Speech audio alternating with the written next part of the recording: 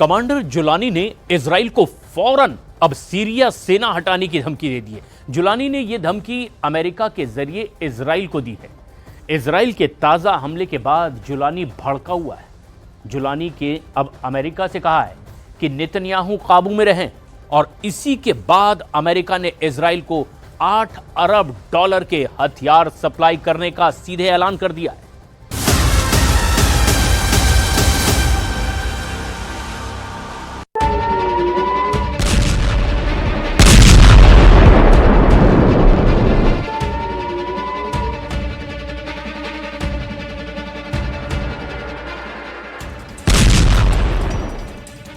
Netanyahu को मिला 10 युद्ध का गोला बारूद।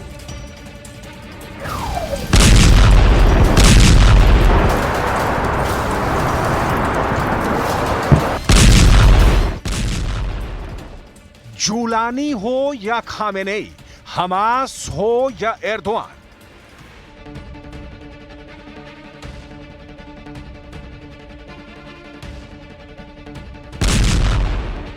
वॉर डील से इजराइल के 10 दुश्मन दहल गए।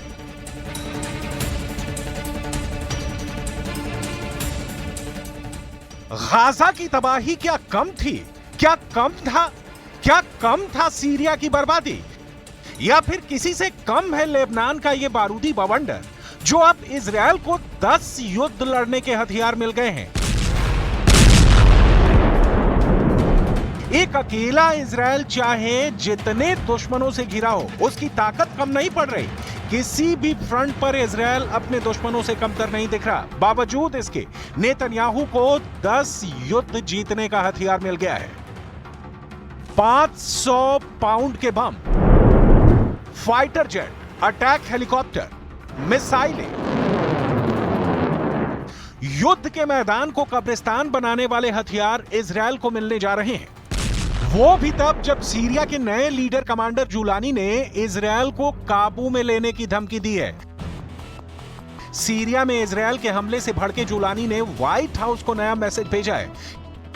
इजराइल और सीरिया के बीच युद्ध का नया संकट 3 जनवरी को अलेप्पो स्ट्राइक के बाद से बढ़ गया है।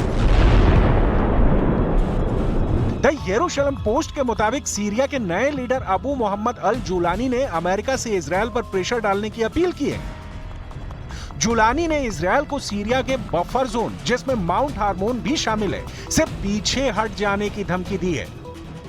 ما به طور کامل آمادگی مقابله با تهاجمات مجدد این رژیم رو داریم. ما کاملا آمادگی داریم و من امیدوار هستم که یک همچین دیوانگی توسط رژیم صهیونیستی صورت نگیره. نتیجه اون یک جنگ فراگیر خواهد بود. البته ما به مسیر دیپلماسی ادامه میدیم. जुलानी का बारूदी वारंट मिलने के बाद सुपर पावर ने क्या किया है, ये बताएं। उससे पहले वॉर जोन में क्या कुछ हो रहा है। ये यमन फ्रंट है। यहां हूथी फाइटर पर अमेरिका और इजराइल का बारूद बरस रहा है। अमेरिकी नेवी ने हूथी लड़ाकों के खिलाफ हमले में tomahawk land attack missile का इस्तेमाल किया है। खाड़ी में तैनात अमेरिकी सेंट्रल कमांड ने जानकारी दी है कि अमेरिकी सेना ने जंगी बेड़े Harry S Trueman carrier strike group को युद्ध में शामिल करने के बाद से हूथी के सफाए में जुटी है। जंगी बेड़े के गाइडेड मिसाइल विध्वंसक लाल सागर में टॉम हॉक मिसाइलों से तहलका मचा रहे हैं। हूथी लड़ाकों पर दागी गई टॉम हॉक का ट्रेलर भी यूएस नेवी ने रिलीज किया है। टॉम हॉक मिसाइल लगभग 21 फीट लंबी और 1.5 टन वजनी होती है। लॉन्च होने के बाद जब टॉम हॉक हवा में होती है तो टर्बोजेट इंजन चालू हो जाता है और इसके पंखे फैल जाते हैं, जिससे ये 800 किलोमीटर प्रति घंटे की रफ्तार तक पहुंच सकती है। टारगेट पर सटीक निशाना लगाने के लिए मिसाइल जीपीएस, टेरकॉम और डिजिटल सीन मैचिंग एरिया कोरिलेटर के संयोजन का इस्तेमाल करती है। टारगेट के करीब पहुंचने पर मिसाइल 100 फीट से कम की ऊंचाई पर आ जाती है। टॉम हॉक को जो चीज दूसरी मिसाइल से अलग करती है वो इसका साइज, स्पीड और रेंज है। स्कड जैसी बैलिस्टिक मिसाइलें तेज गति से अधिक दूरी तय कर सकती हैं, लेकिन उसके लिए बहुत बड़े लॉन्चिंग पैड और बहुत अधिक ईंधन की जरूरत होती है। जबकि टॉम हॉक छोटी है और दूसरी मिसाइलों की तुलना में कम ऊंचाई पर उड़ती है, जिससे उनका पता लगाना और रोकना बहुत मुश्किल है।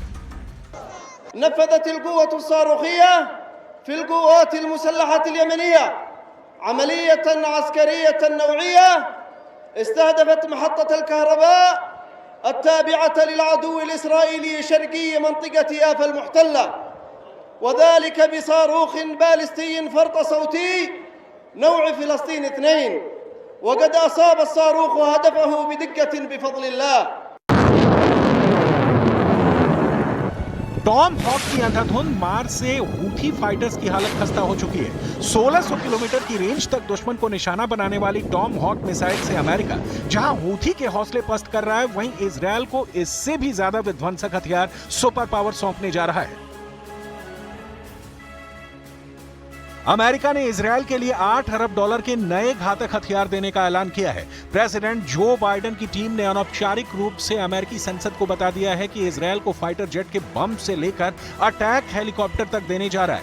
इस हथियार डील में तोप के गोले से लेकर फाइटर जेट के लिए हवा से हवा में मार करने वाली मिसाइलें तक शामिल हैं, ताकि इजरायल ड्रोन हमले जैसे खतरे से निपट सके।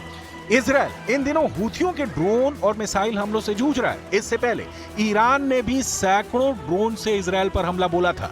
We think that a new deal is both urgent and possible. And again, we welcome the Israelis' decision to send another team to Doha.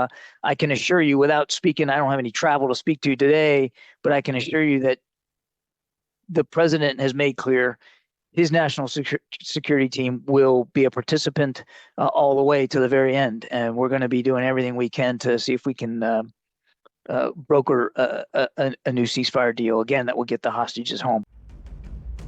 पश्चिमी मीडिया की रिपोर्ट के मुताबिक प्रेसिडेंट जो बाइडेन पद से हटने से पहले इजरायल को 10 युद्ध लड़ने का हथियार देने का प्लान कर चुके हैं।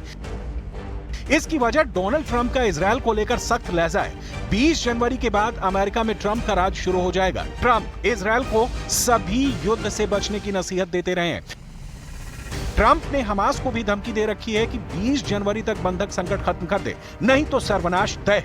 वहीं प्रेसिडेंट बाइडेन पर इजरायल को हथियार सप्लाई का एक प्रेशर और बना हुआ है।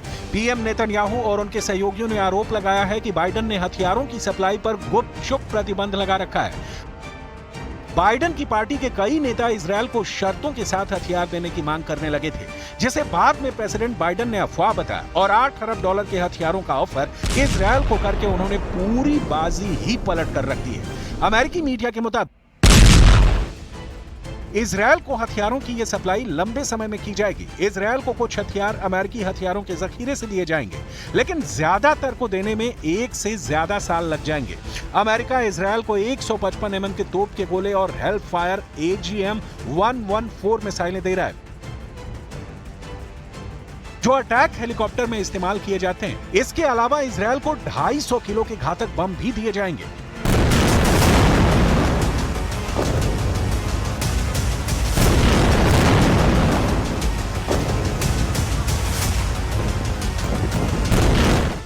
अमेरिका ने इजरायल को इतने हथियारों की सप्लाई सबसे बड़े दुश्मन ईरान से निपटने के लिए शुरू की है। इसके अलावा इजरायल को 9 और फ्रंट पर भी युद्ध में इन्हीं हथियारों से जीत मिलनी तय है। गाजा में इजरायल हमास से 7 अक्टूबर 2023 से युद्ध लड़ रहा है। लेबनान फ्रंट पर इजरायल का हिजबुल्लाह से युद्ध चल रहा है। यमन में हूथी फाइटर से इजरायल सीधी जंग लड़ रहा है। सीरिया में इजरायल की टक्कर ISIS के टेरर फाइटर से है। सीरिया में ही इजरायल को हिजबुल्लाह के फाइटर से भिड़ना पड़ रहा है। सीरिया में ही इजरायल को तुर्की समर्थित विद्रोही लड़ाकों से मोर्चा लेना पड़ रहा है। इराक में इजरायल की दुश्मनी शिया मिलिशिया से है, जो लगातार हमले करते रहते हैं। इराक में ईरान समर्थित टेरर ग्रुप इजरायल के खिलाफ मोर्चा खोलकर बैठे हैं। खाड़ी देशों में मिस्र में भी इजरायल के खिलाफ विद्रोही लड़ाकों की फौज तैयार है। ईरान को जोड़कर इजरायल को सभी 10 दुश्मनों से लोहा लेने का हथियार अब मिल चुका है। להתחיל לייצר כל שנה כמות גדולה מאוד של טילים שיהוו בעיה גדולה מאוד לביטחון מדינת ישראל. זה ילך ויתפזר ויהיה בהרבה מקומות ובכל מיני ידיים, ואין לנו כוונה להגיע לזה שזה מתממש. इजरायल के लिए फाइटर ग्रुप से युद्ध लड़ना और जीतना कोई बड़ी बात नहीं है। हूथी, हमास और हिजबुल्लाह जैसे ग्रुप से युद्ध और किसी देश की सेना से युद्ध का फर्क नेतन्याहू को सीरिया, तुर्की और ईरान से सीधे टकराना पड़ सकता है। खासकर सीरिया में तुर्की के राष्ट्रंदाजी सैन्य तैनाती से भड़का हुआ है। तुर्की ने हार्मोन माउंट से भी इजरायल को पीछे हटने की धमकी दी है। शुक्रवार को तुर्की के विदेश मंत्री ने सीरिया से सभी विदेशी ताकतों को भाग जाने का ओपन ऐलान किया है, जबकि इजरायल साफ कर चुका है कि अपनी रक्षा के लिए वो सीरिया फ्रंट से पीछे नहीं हटने जा रहा है। सीरिया के अलेप्पो में अमेरिकी सैन्य अड्डे की जानकारी आने के बाद से इजरायल का हौसला और भी बढ़ चुका है। उधर महाशक्तियों के टकराव में फंस चुके सीरिया के लीडर जुलानी अमेरिका से ही मदद की गुहार लगा रहा है। जुलानी ने अमेरिका से इजरायल को रोकने की अपील की है, जबकि सुपर पावर ने आर्म्स डील का ऐलान कर दिया। जाहिर है जुलानी की अपील बेमानी साबित होगी, यानी जुलानी की सुनवाई सिर्फ तुर्की के राष्ट्रपति के दरबार तक सिमट चुकी है। वहीं एर्दोआन का सीरिया में सिर्फ एक ही मकसद है, कुर्द फोर्स का सफा है, जिसके लिए तुर्की ने सीरिया में सेना और हथियारों की भारी तैनाती कर रखी है। मगर अमेरिका के रहते तुर्की का यह प्लान भी कामयाब होता दिख नहीं रहा। कुर्द लड़ाके अमेरिका के सहयोगी हैं, जिन्होंने कई साल तक अमेरिका के लिए आईएसआईएस आतंकियों से लोहा लिया। टेरर आर्मी को सीरिया से मार भगाने वाले कुर्द लड़ाकों पर आंच भी आई तो अमेरिका किसी को सलामत नहीं रहने देगा। इजरायल को हर हाल में युद्ध जीतने का हथियार सौंपना सुपर पावर के इसी प्लान का हिस्सा भर है।